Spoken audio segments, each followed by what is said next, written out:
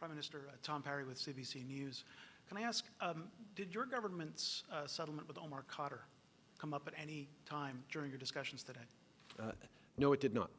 We talked about growing our economies in ways where we work together. We talked about security, defense. We talked about collaboration overseas on the coalition against Daesh, against, in terms of international development.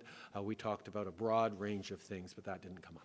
Can I ask you as well then that former Prime Minister Stephen Harper has called Lane Morris and Tabitha Speer to express his regrets about the settlement that your government made to Omar Khadr.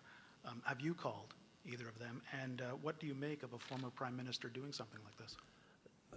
First of all, let me say that I can't imagine, no one can imagine the anguish that those families have gone through and are going through. This is an extremely difficult situation, as we all understand.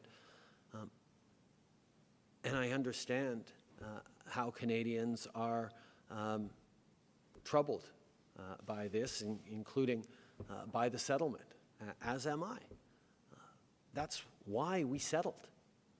We were on a track to having to spend $30 to $40 million in the coming years fighting and settling a case that we were destined to lose.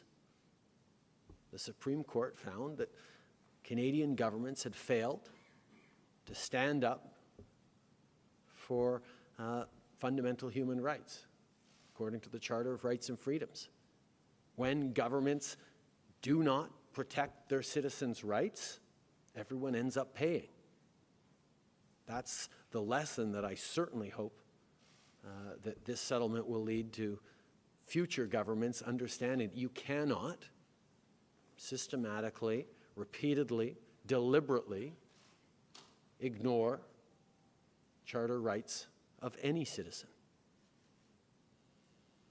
Did you call, and what do you think about the fact that Stephen Harper did? I have not reached out, and I have no comment on what the former Prime Minister did. Do you think it was appropriate? I have no comment on what the former Prime Minister did.